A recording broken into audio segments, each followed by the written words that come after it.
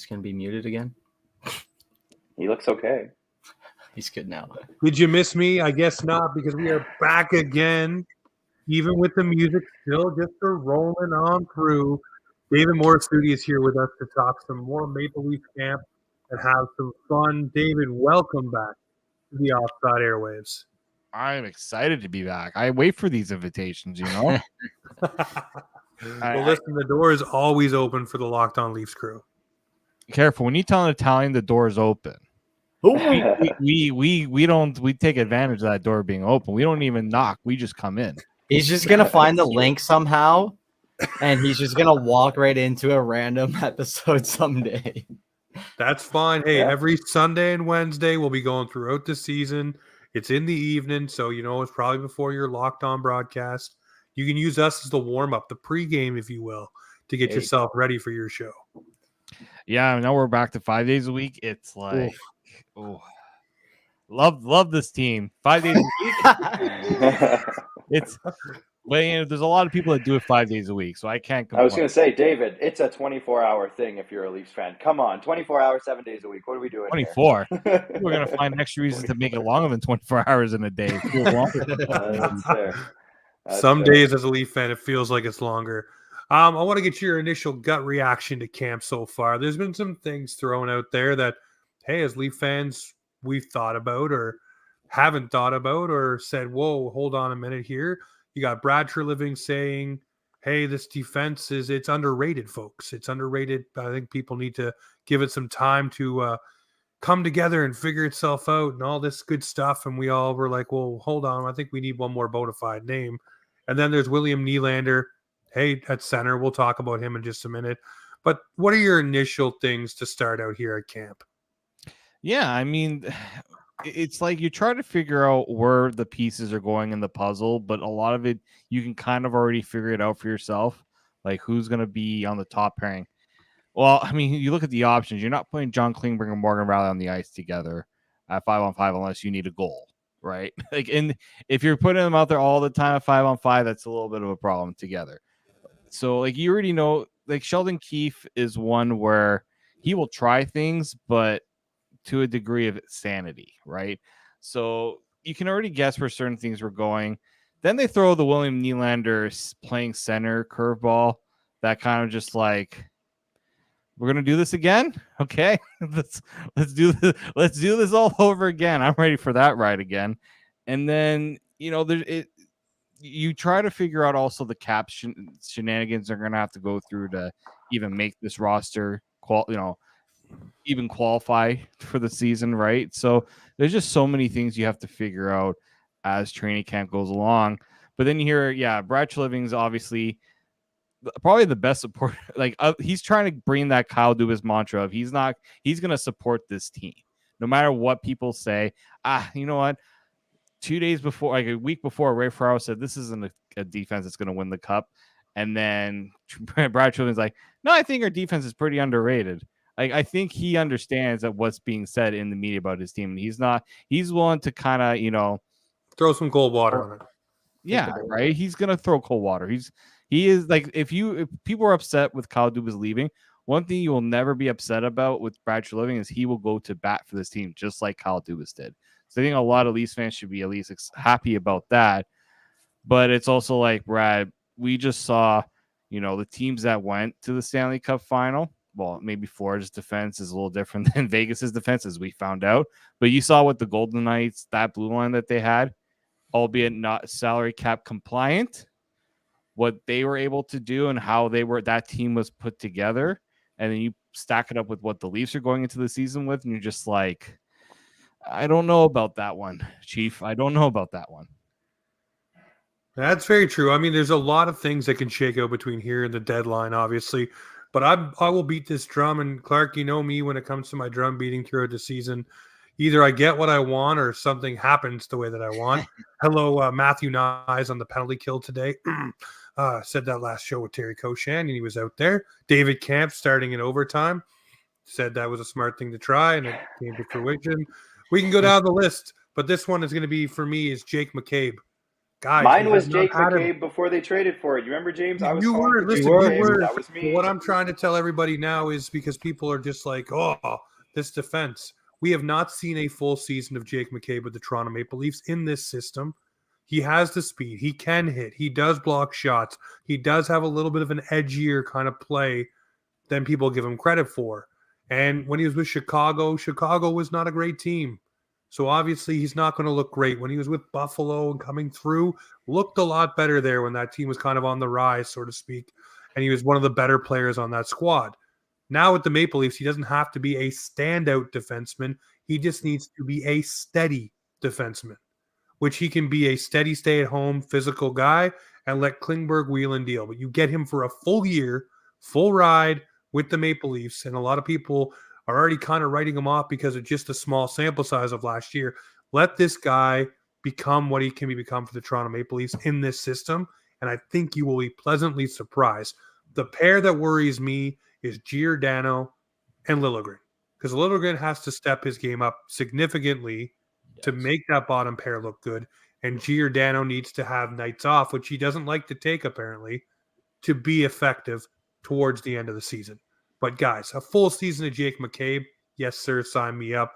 I will buy that ticket right now because I think that guy's going to be beneficial. And I think Klingberg will be that. Remember, Clark, me and you were running around in circles, chasing our tails about David Camp, telling everybody, watch, this guy's going to be something for us. And he ended up being the fourth, third line center we've needed for years. Jake McCabe and Klingberg, that pairing is going to be the thing that I hang my hat on this year.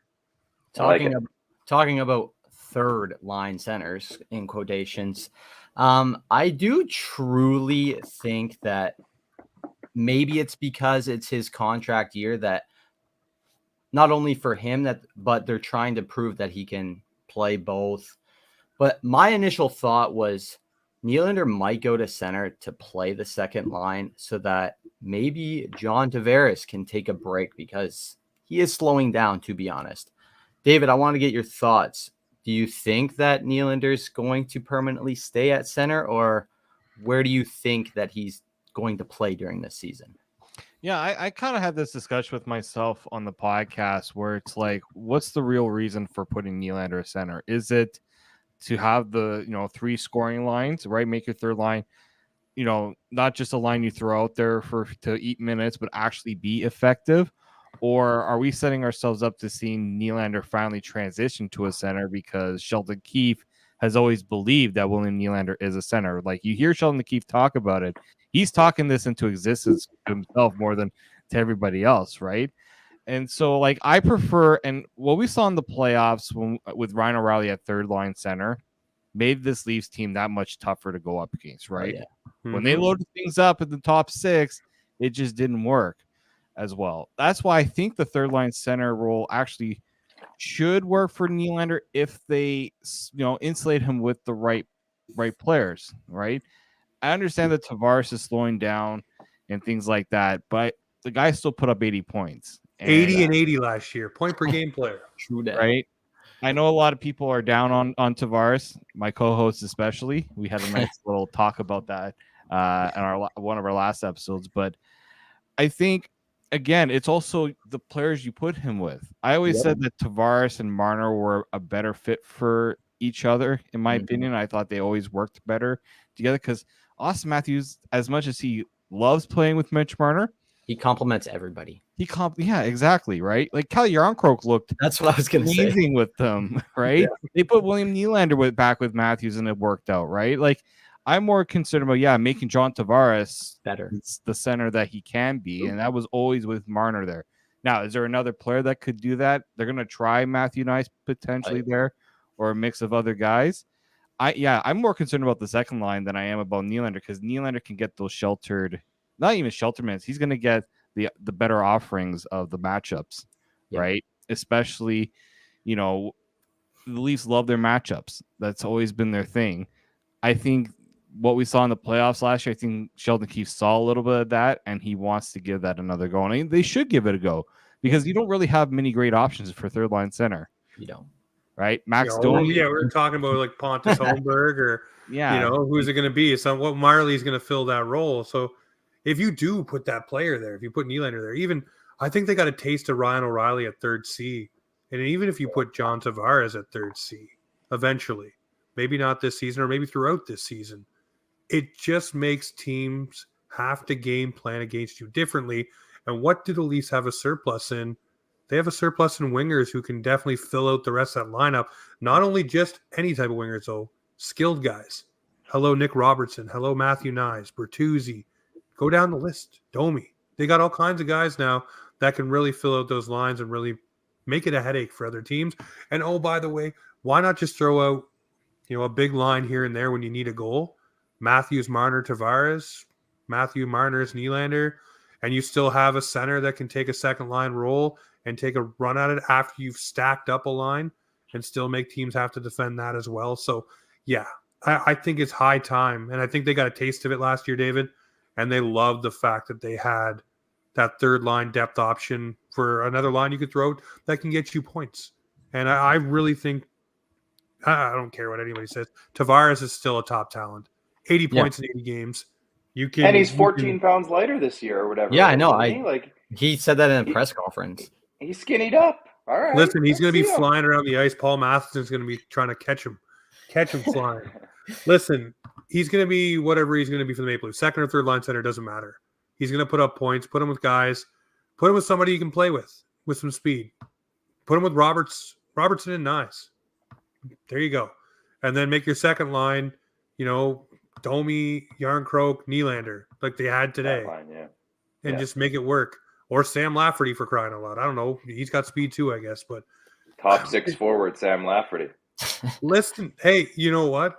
I'm on board. Maybe all this time he's just been miscast, and this will get him over to Carolina on a 6-year deal with $5 million in his pocket after the season because he scored Michael Bunting type points. You're looking at it the wrong way. He already has a 5x5 from the Oilers waiting on his agent's desk. That's where he's going to end up. He's already got the 5x5. It's already been reported. Only 5 years? They like going 7 with certain guys. You're right.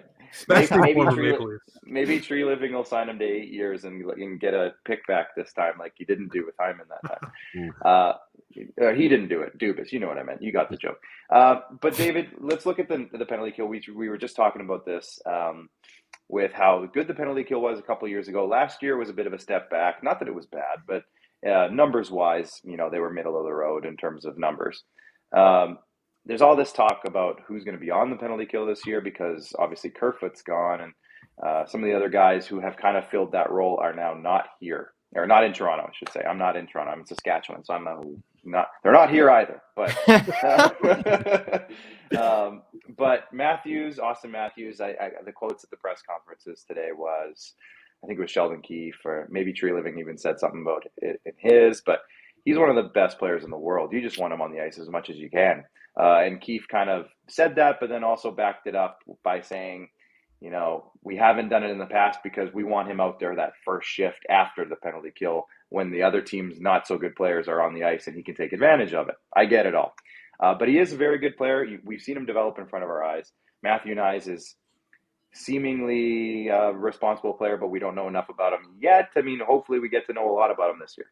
But in your eyes, the penalty kill, David, what do you think would be like some ideal pairs, some guys who you think will take the bulk of the minutes? I know there's some obvious names, but I'll let you go ahead and go. So penalty kill, hit me. Yeah, I mean, you look at how teams have deployed their penalty kills, and the big reason why they were looking at Matthews, as you said, is to get more offensive guys on there. Like the Bruins have Brad Marchand on penalty kill, right? I know he's got more of the speed element, he's more aggressive, and that usually translates to a lot of offensive opportunities. It also, like, Matthews does the one thing that every penalty killer needs to do, and that's win faceoffs, right? And he has that body. I don't like him blocking shots. They had that stat of him being the forward that blocked the most shots. I'm like, yeah, but that also wears you down as the season goes along, especially if you're not blocking shots properly. I'm sure he's working on it, right? But a lot of people talked about the penalty kill, and I wasn't thrilled with how the penalty kill was last year. Like Jake Muzzin was a guy I always missed on the penalty kill, and this is where the next Jake McCabe, is going to have to really step up and take that role, right? Unfortunately, it's the second penalty kill unit, right? Is it going to be Mark Giordano? That's a lot of minutes to put on him. Who's the other guy that's going to be there? Morgan Reilly did some penalty kill today, as you saw in the preseason game, and like they're just there, right? They're not. I'm not expecting They're Morgan not Reilly to designed put for it. guys out of the way or things like that. I've always had issues in that regard with the Leafs penalty kill. Like it's a little too easy at times. They got to get in the lanes and they got to hope their goaltender just give their goaltenders a chance to see the puck and hopefully he stops it. So I don't mind Austin Matthews getting a try as the second unit, right? Like where he's not used all the time in those situations. Because we know it's going to be David Kampf and it's going to be Mitch Marner, likely going to be the top penalty kill unit. And then they like to rotate guys. This is the thing about penalty kills. They can throw out different guys out there. Like, Sam Lafferty probably gets that role too because he's got this, again, the speed element. Again, that's assuming he makes the team, right? Like that's not all given certain there. And this is where guys win jobs out of camp, right? If someone wants to really make themselves known that they want a bigger role, penalty kill is one way to do it. Special teams is one way to really earn it, right? Like, can a Calle Yarncroke be that guy down the road, right? We all know Gregor. that, right? Yeah, anyone that's kind of doing things where they're trying to get themselves on the roster, but they're limited in their roles as a bottom six guy, penalty kill is the way to do it. So Austin Matthews I have no issues that they want to trot him out there once in a while to get like a face off and things like that. But to use him heavily on the penalty kill, I'm not a big fan of that, just because I know that just screams potential for injuries to be an issue. Well, listen, don't poo-poo my dream of seeing Matthew Knies and Austin Matthews, the all AZ forward group on the penalty kill. I want to see them do it, man. I think it would be some fun. Both guys really can chase the puck down. Matthew Knies, from the small sampling we've seen, really is good at puck retrieval and really good at working the walls. Not afraid to block the shots either, not afraid to take the body. Basically been labeled a prototypical power forward so far, so we'll see how that develops. But you're right, they do rotate guys in and out. I mean, maybe you see Lafferty Knies or, a Matthews Yarncroke, just whatever. But the more elements you have to be able to use, maybe you can situationally use it against teams too, knowing Matthews matches up good against McKinnon, but not so good against maybe Steven Stamkos or whatever it is. Those things may come into factor as well for the Toronto Maple Leafs when they're building units. Keith mentioned it today too. I think it was today. Something along the lines of like, hey, if we're in a situation where like we're down and we need to be a little bit more aggressive on a PK, that's the type of situation you would put an Austin Matthews out there because, again, he's one of the best attackers in hockey. So if you can get him out there and maybe he snipes off a pass or maybe he knocks a pass out of the air and something goes the other way, like that's kind of the time you would. Maybe he's not out there when you're up 4-1. Or if it's 0-0 or anything like that. But if you can put him out there and you're down a goal or maybe two and you need a little bit of a who knows, that's the time. I think that's the time you do it. Well, speaking of the time to do it, to do it right now is with our friends over at the Hockey Podcast Network. They've partnered up with DraftKings, and you know what it is around here. It is very easy to get in on all of the action, especially with our friends over at DraftKings. If you bet $5 and get $200 instantly in bonus bets, throw down $5 on any of this week's epic matchups and walk away an instant winner. Football is more fun when you're in on the action, so download the app now. Sign up with the code THPN. New customers can bet $5 and get $200 instantly in bonus bets. Only on DraftKings Sportsbook, an official sports betting partner of the NFL with the code THPN. The crown is yours. Gambling problem? Call 1-800-GAMBLER or visit www.1800gambler.net. In New York, call 877-8-HOPE-NY or text HOPE-NY 467-369. In Connecticut, help is available for your problem gambling. Call 888-789-777 or visit ccp.org. Please play responsibly on behalf of Boot Hill Casino and Resort, KS, licensed partner of the Golden Lake Charles, LA, 21 plus, age vary by jurisdiction, void in Ontario. See sportsbook.draftkings.com/football for terms and eligibility, terms and responsible gaming resources. Bonus bets expire 7 days after issuance. Eligibility and deposit restrictions apply. So get yourself over there. Use the code THPN and tell them Offside sent you. Let's roll. And batteries not included. That's it right there. Yeah, That's no, they're not there. No. They're not no batteries. Speaking of batteries being included, we have Reilly and Klingberg being the battery that will run power play 1 and power play 2. Seeing Klingberg being the battery on power play 1, I'm wondering for you, David, obviously when Tyson Barrie came in, this same thing happened. They put Tyson Barrie on PP1, took it away from Morgan Reilly. Morgan Reilly's always been a good sport. He'll do whatever it takes for the team to win. That's just a position he likes to be in, is PP1, but he'll do PP2 or whatever it needs to be. Are we seeing too much overreaction to start a camp here and into the preseason where this may not be what shakes out? You know, Reilly may still be number 1, or are they looking for that added wrinkle of Klingberg, right shot, first power play unit, as something different for the Maple Leafs this season? Overreaction about the Leafs in training camp? I don't know what you're talking about. Like, that's an oxymoron. I remember when Tyson Barrie was on the top power play unit. I also remember Mike Babcock being the coach during that period, especially at the beginning. And, you know, Mike Babcock has his ways, let's just say. And then when Sheldon Keefe came in, things kind of improved a little bit for Tyson Barrie. So I think the Leafs, is Klingberg different than Morgan Reilly? Absolutely. He's more of a shooter. I actually thought that when he signed, that was going to be a possibility for him. Like, he's a guy that drives offense. And the issue with the Leafs power play, in my opinion, has always been that the penalty codes would always collapse down to the net, because we know that Morgan Reilly isn't going to be shooting to score on the power play until he started doing it in the playoffs. And then teams had to, account for that a little bit. But, like, you have to find ways to open up things for your star forwards. You can't have penalty codes thinking that they're going to be able to block every attempt that Austin Matthews has down low, or even a Mitch Marner pass, right? You got to spread things out, make them actually respect the point man, because that's the point of the power play. That's the point of the quarterback. He's got to and John Klinger is going to be able to dish it out too. Like, this idea that he is going to be a shoot first guy, I don't think that's going to be a thing, because he knows the other guys that are with him are really good. Yeah, this isn't like Minnesota.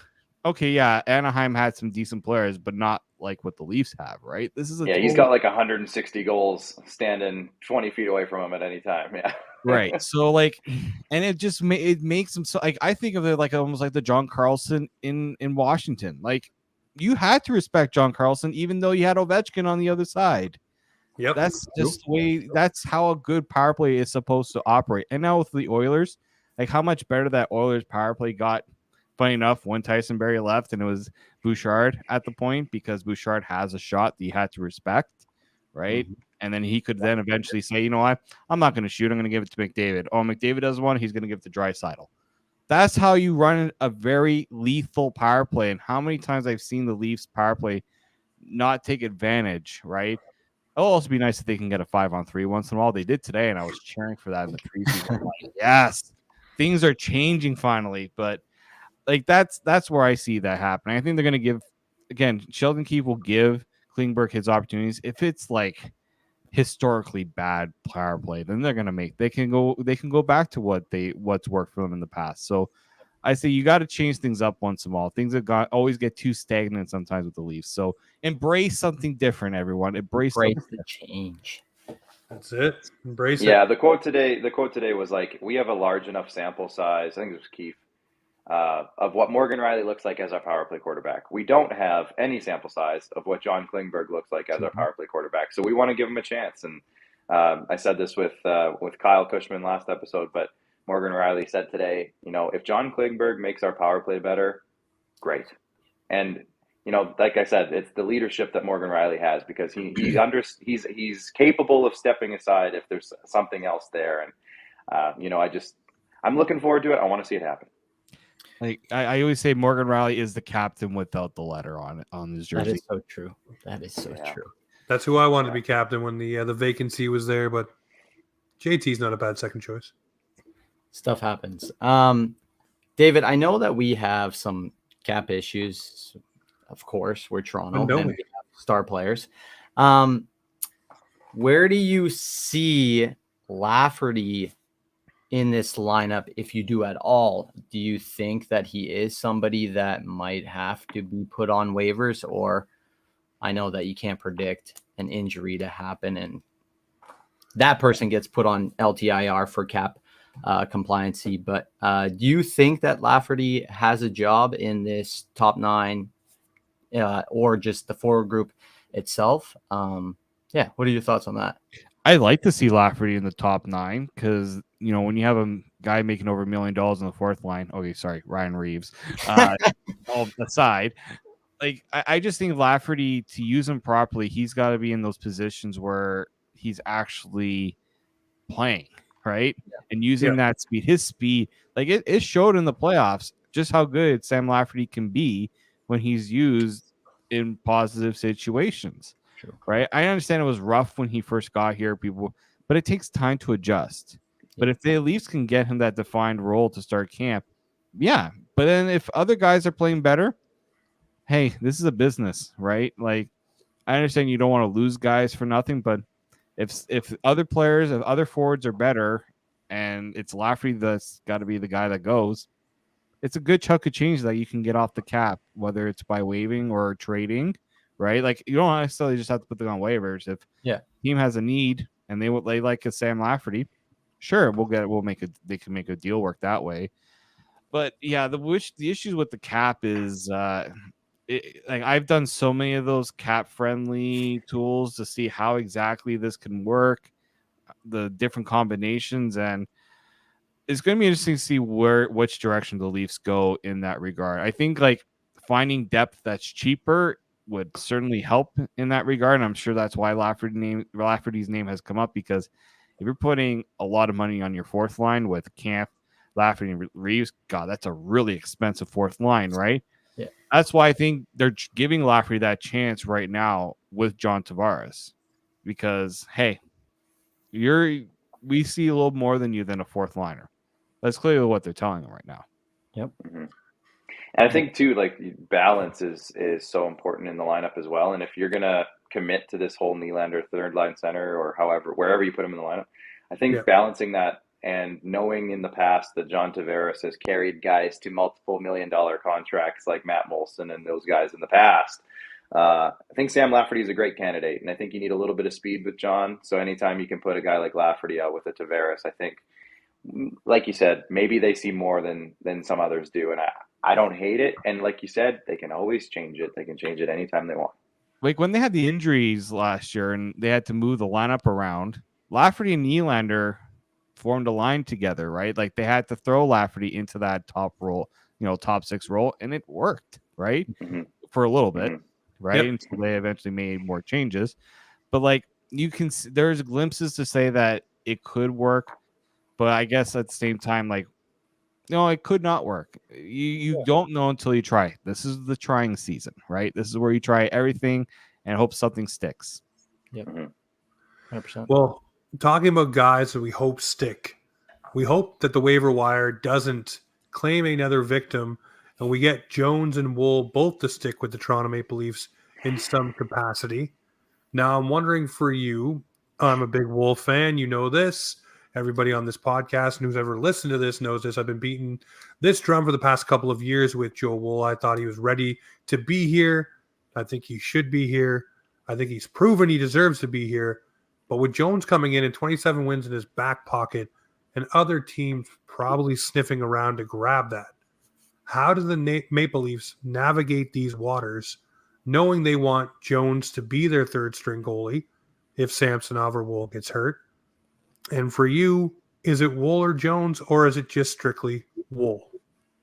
Like, for me, I've been a big Joseph Woll supporter, even when he didn't have the big season with the Marlies and then get brought up. Like, I saw there was something there, and I would see him at, prospect tournaments and things like that. And I'm like, there is something there with him. It's just injuries, right? That's you can just say he wasn't just another brick in the wall, right? Oh, good one.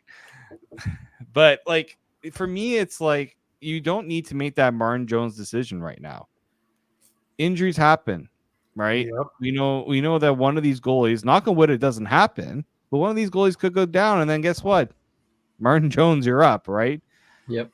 And other injuries could open up a spot for Martin Jones to stick around on the team, right? Like, I think you got to use the time as much as possible to gauge as much as possible. And then look, if at the end of the day, Joseph Woll, which they have a lot of high hopes for, a lot of Leafs fans have high hopes for, if he cements his spot. And look, people are not just talking about Joseph Woll as a backup. Joseph Woll takes starts from Ilya Samsonov. And in my opinion, only one guy is signed past this season. It's Joseph Woll and not Samsonov. Now, that's also because of the whole arbitration situation, right? But, I think they want to see, do they have something in Joseph Woll, and could they use that potentially to help their goaltending situation going forward? So if Joseph Woll for some reason gets put on waivers, I'm going to have to question the people up above of what they're doing, right? Like, I don't think they were ever bringing Martin Jones in to say that they don't have confidence in Joseph Woll. It's just smart management to say we have to guard ourselves from what has happened in the past, which is we don't have a goalie signed.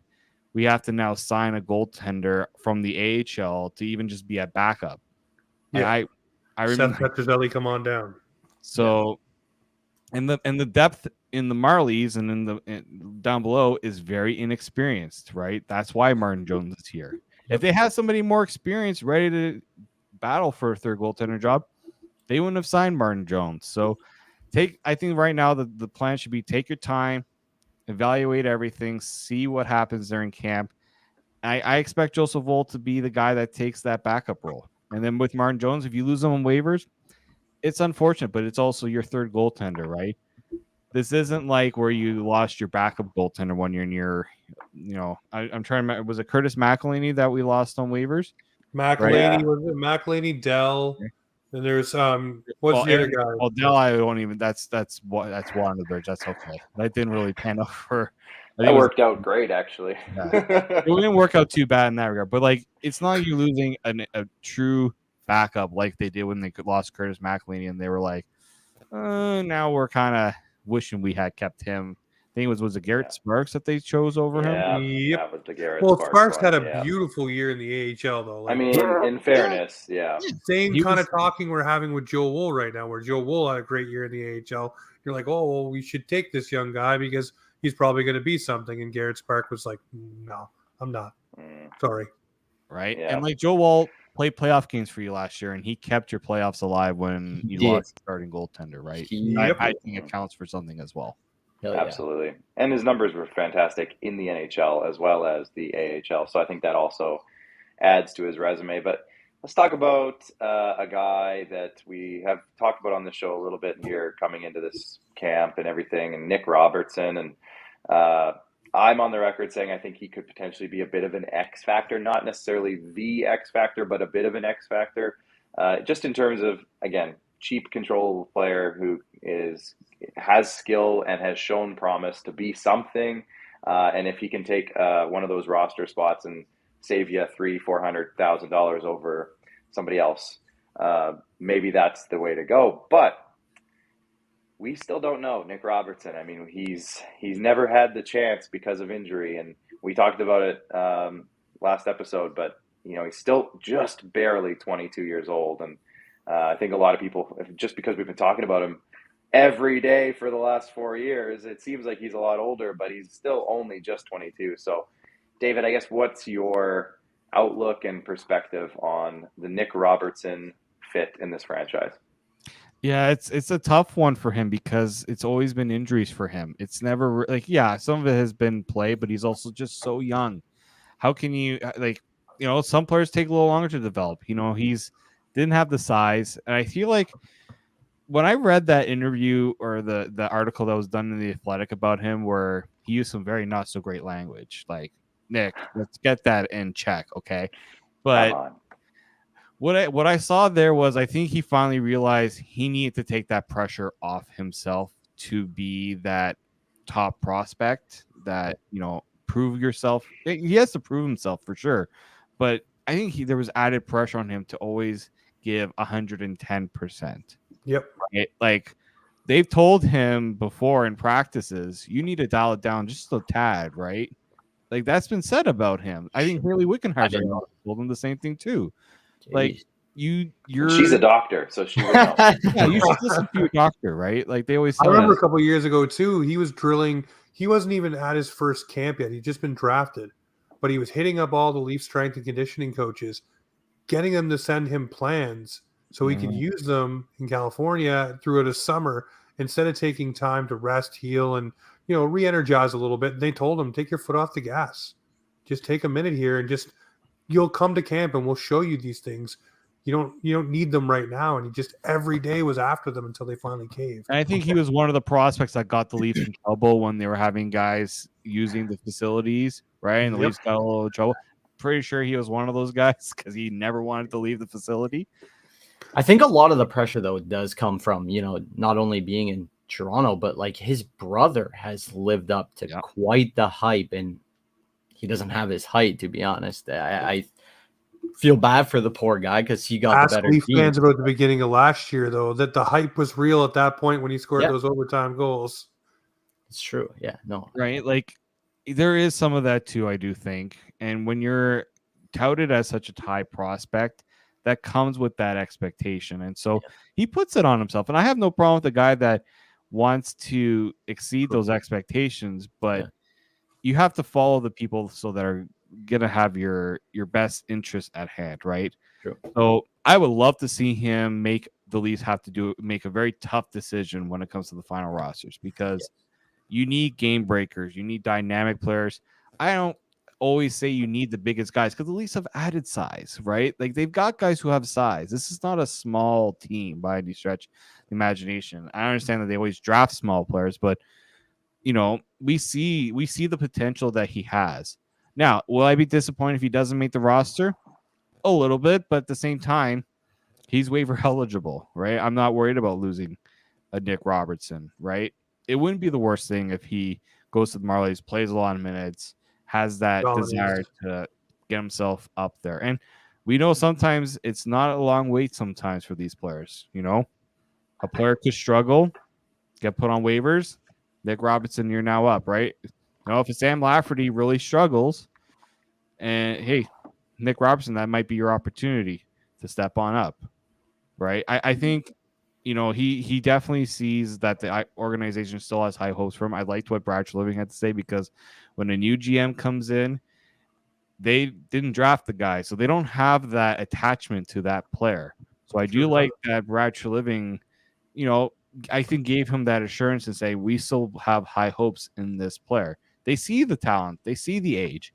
Why give up on that right now? There's no reason to, unless there's a trade for a defenseman where, you have to throw Nick Robertson in the package. Sometimes you have All right, let's go to Cap Friendly and work that trade out right now. Live here, David. Oh, gosh. Who we targeting? Have you ever seen us do those on Locked On Leafs where we do the live Cap Friendly? Yep. Oh, man.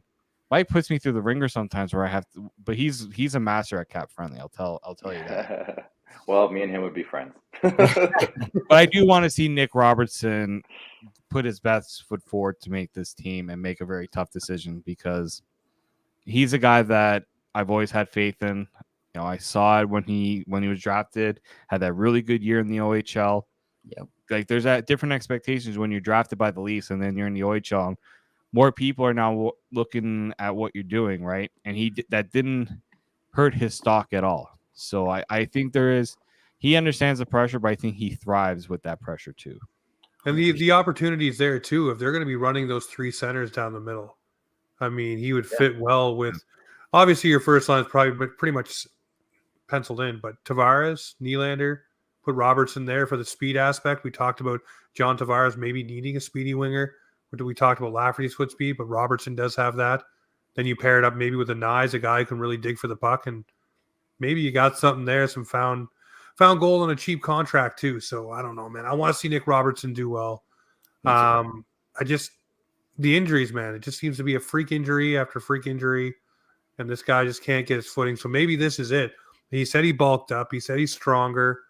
He's ready to go, and everybody, by all accounts, is saying the same things. This guy has come in and just looks different.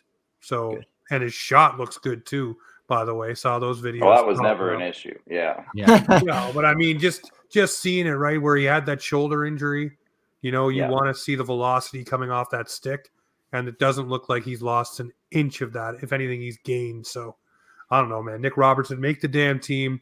Make them make the tough damn decisions. team. Get on there, boy. Get on there. Yeah.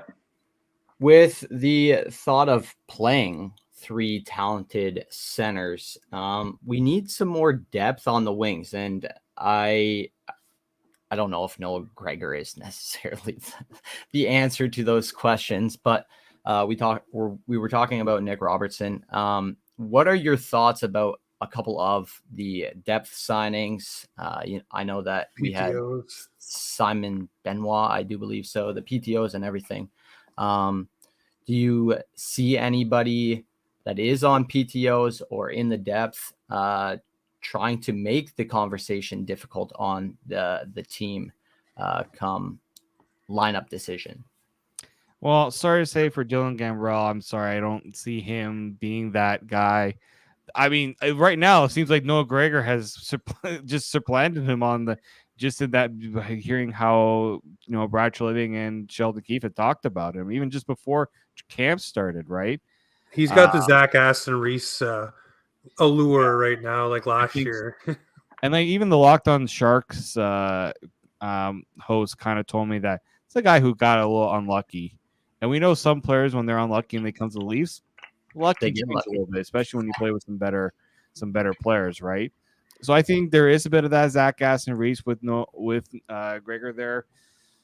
The other issue though I see though is just they don't have a lot of room to add extra guys. No. So I don't know how you make that work unless you're challenging some of your higher paid guys like a Lafferty and then Connor Timmins, right? That's a name that doesn't. I don't see Connor Timmins here, right? Like that could be a guy that gets put on waivers because the Leafs didn't really put off anything to get him, right? So and Dubas will claim him again if Dubas can afford him.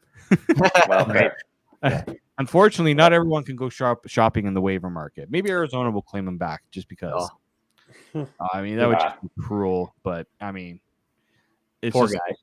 Yeah, right. So I do think that there are like Simon Benoit. He's got a bit of a bigger body. He's an RFA, so there's a bit of control with that contract. I also think that guy spent so much time in the AHL. I don't know if a team would even be wanting to put him on their roster, right? So that's the thing you have to consider is like if you're gonna sign a guy like a Noah Gregor, is he gonna play for your NHL team or are you gonna be putting him on waivers, right? And is that really worth the headache of going through all that, right? And let's not forget, it's not like you can just sign anyone to NHL contracts. The Leafs have 47 out of 50 contracts. I'm always looking at that, and some people don't realize that that's one thing that keeps players from getting signed. Because once they're there, unless you're waiving somebody else to getting them off the books with their contracts or trading someone away, you have to keep that in mind. Because when you want to make trades down the road, like the Leafs did at the last trade deadline, guys have to be shipped out in order to bring guys in. Pierre Engvall, Rasmus Sandin, like all those trades that were made, a lot of those contracts had to go up because you have to stay within that 50 limit. So that's the other thing you have to consider when you're looking at guys you're bringing in on PTOs. I do think Noah Gregor would have a fit here, though. Just the physicality, probably be a league minimum contract. Yep. Can probably give you things that a Lafferty would give you, and then you look at Simon Benoit, probably can be supplanted over Connor Timmins, a guy that, again, is getting paid a little bit more than you probably want to be paying a guy that's not playing every night or probably not playing much at all. Yeah. And I think, James, too, like when we were talking about this the other day, right now, I think if they go to 20 guys and they use all the 20 guys that we would all think that they would keep on the roster right now, I think they're cap compliant. But they have to go bare bones 20 guys. That's no extra people. And we're in a situation the Leafs are in a situation where they're like every 300K or 400K difference matters right now. So if you're talking Benoit over Timmins, that's 300K difference in terms of their contracts that you could.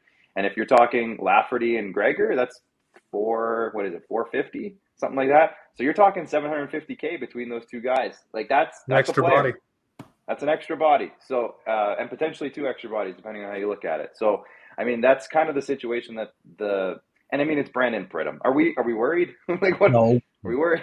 No. Never. He'll figure it No, out. injuries have a way of figuring themselves out, and Calle Yarncroke is already apparently nicked up. So, that's Right. 2 point whatever. Well, that's another million. factor too, right? If Yarncroke goes on, that's what is it, 2.2 or what, 2.1 or whatever, and that clears it up and gives you at least like a month's wiggle room at least, so you can figure some stuff out, and then when he comes back or whatever Well, it is. the I thing don't know about what it having is, that, but I don't ever want to see a guy injured, so don't put me on the books as saying No. this. But if a guy is injured, just James say wants it's Calle Yarncroke. Yarncroke injured. Yeah.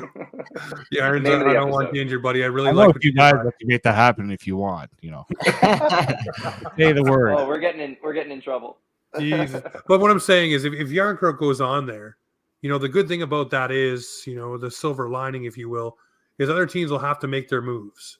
They'll pick up guys on waiver wires. They'll fill spots that they need filled, which if you're able to hold on to a Jones or, Right. a Lafferty or whoever, Timmins, and then when he gets closer to coming back from that injury, put them through the waiver wire. Teams have already made their deck shuffling and done what they need to do.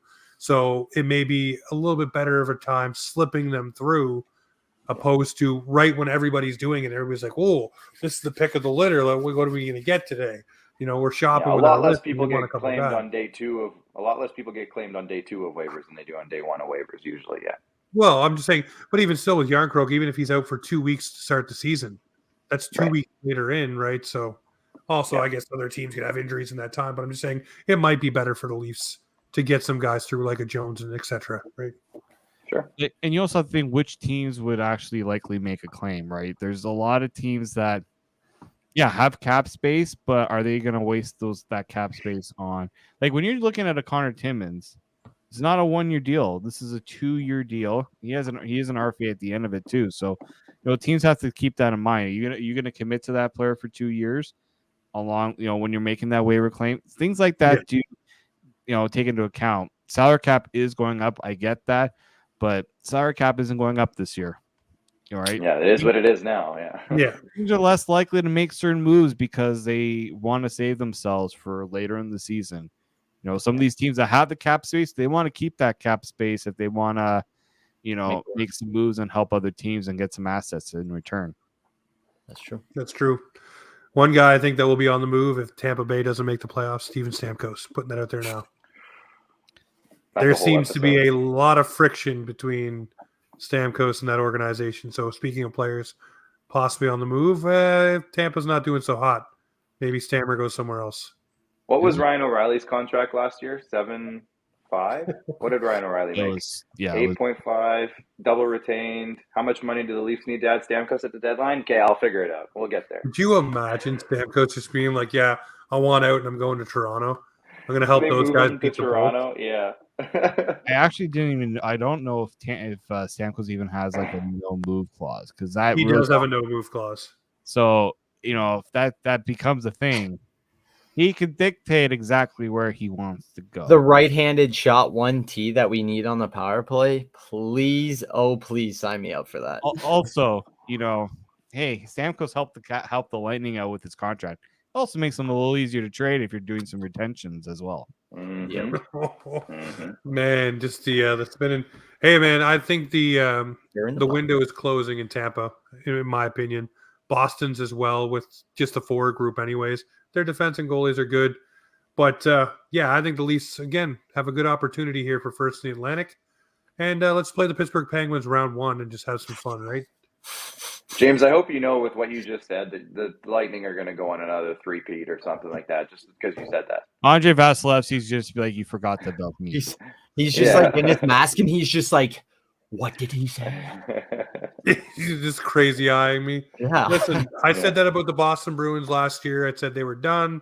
They're going to step back with their injuries and all that stuff, and they blew the doors off. So maybe I just gave the magic tonic over to them. But good one. Thanks, James. Tanner Jeannot's about to have 45 goals this year because of you. Listen, if you know, you know. But David, I want to thank you very much. You always make time for us. We love it. If you guys are not tuning into Locked On Leafs, they are a daily Leafs podcast. Listen to them. They have great insight after every single game, get you prepped for game days. Love it. Love listening and tuning in. And then love have David over here to pick his brain on things that I want more clarification on, or Clark or Dylan, same thing. But David, thank you so much, man, for always coming on. Appreciate it, guys. Yeah, we can't wait to be breaking down to that first preseason game with a fine-tooth comb. Oh, don't worry. Hey, at least it's a little meat on the bone, right? It's not nothingness. Yes. No more nothing burgers. There's actual stuff to talk about. Absolutely.